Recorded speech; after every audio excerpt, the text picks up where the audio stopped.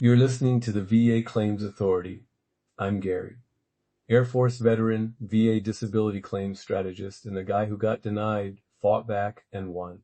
I'm here to make sure the VA doesn't leave you behind. Whether you're filing your first claim or fighting your fifth appeal, this is your briefing. Let's get into it. Hook. Your filing date can be worth thousands of dollars in back pay. Literally. I once worked a case where the veteran filed an intent to file and locked a date that preserved 2 years of retroactive pay worth more than $18,000. Missed that date by a week and the money is gone. No emotion, just math.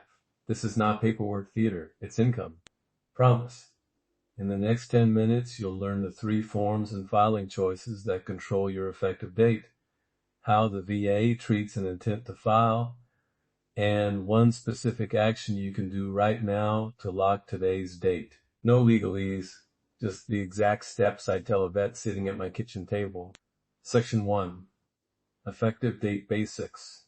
Start with the phrase the VA uses, date of claim. That date is the anchor the VA uses to calculate when benefits start and how much back pay you may receive if your claim is granted. For direct claims, the date of claim is the day the VA receives your completed claim.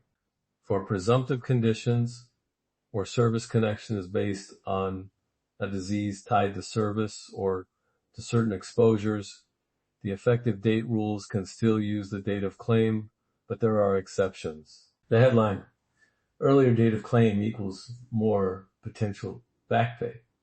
The other important concept is that the VA can assign an earlier effective date only when the paperwork shows you told them you wanted benefits on or before that earlier date. If the VA never received a claim or a protective notice, you don't get that earlier date. Section 1 continued. Intent to file, VA Form 210966. is the one-page tool that creates a protected period for your effective date. File an intent to file, and the VA will treat that filing date as your date of claim, but only if you follow up correctly. The protection window is limited. You must submit a full claim within the protection period tied to that intent to file, or you'll lose the protected date. What does correct filing look like? Put today's date in Section 2. Sign it and make sure the VA receives it. Keep proof, screenshot, certified mail receipt, or email timestamp. If the VA accepts the intent to file, that date becomes your anchor when you later hand in your complete claim. Section 2. Filing lanes and forms. You have 2 main lanes. 1.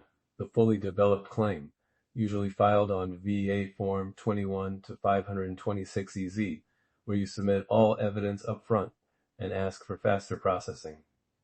2. The traditional claim path, where you file the claim and add evidence later as VA development proceeds.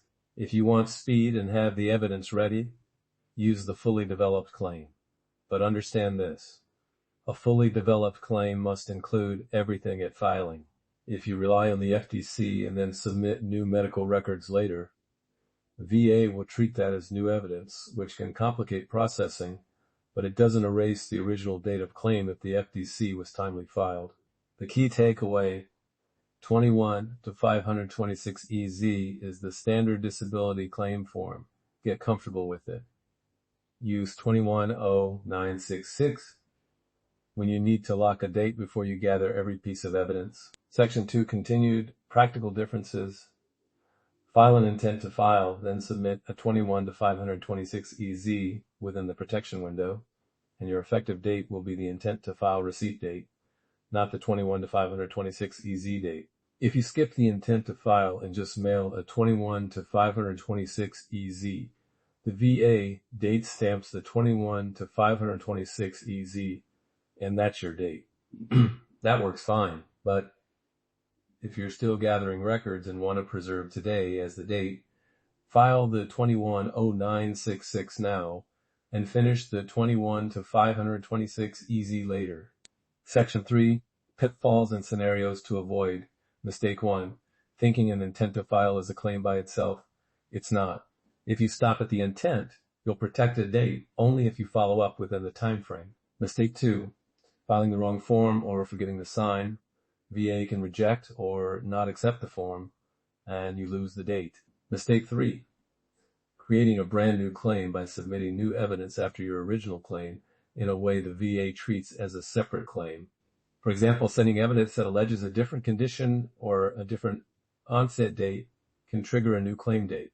When you reopen a denied claim, you need new and material evidence. But understand that the effective date for reopened claims is generally the date you filed the new claim, not your original denial date. The practical rule: keep documentation that shows exactly what you filed and when, and avoid sending scattershot evidence that looks like a new claim when your intention was to support the original one.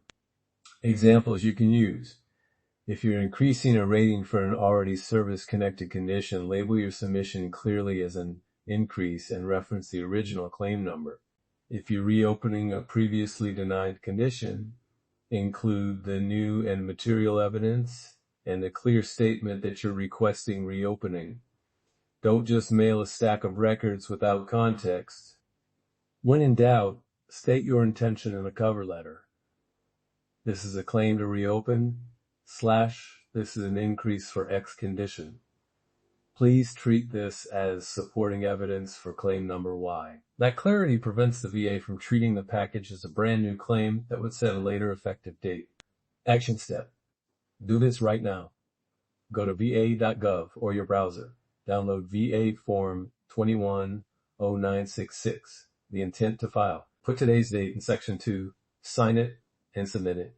Submission options: upload it at va.gov under intent to file, fax or email if your RO accepts it, or mail it to your regional office. Use the VA regional office locator on va.gov to find the correct address. Most importantly, keep proof. Take a screenshot of the submission confirmation, save a certified mail receipt, or hold on to the email timestamp. After you file the intent to file, plan to submit VA Form 21 to 526EZ within the protection window so you preserve that date. That's the single thing you can do in 5 minutes that locks an effective date. Close/CTA.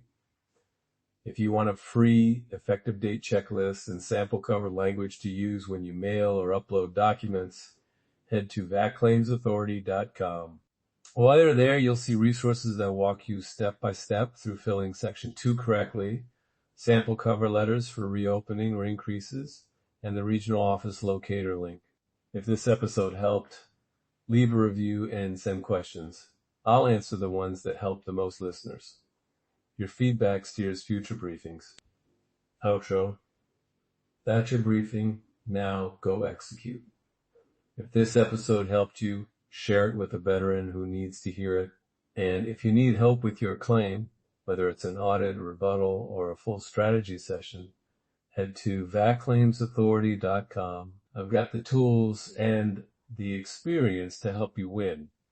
I'll see you next episode. And remember, your service earned this. Don't let paperwork take it from you. The VA won't tell you this. I will